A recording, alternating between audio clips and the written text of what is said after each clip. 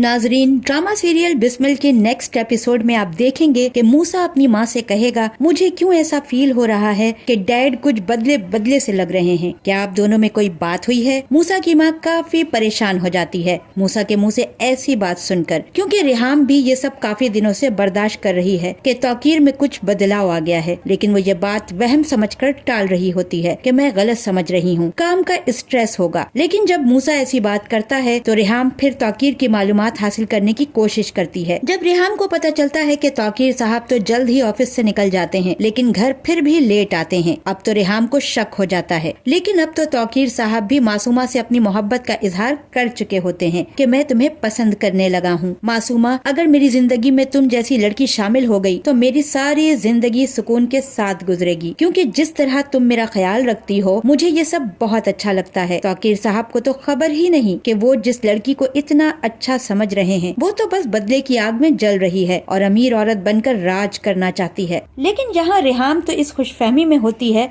कि मासूमा से तौकीर का कोई वास्ता नहीं है।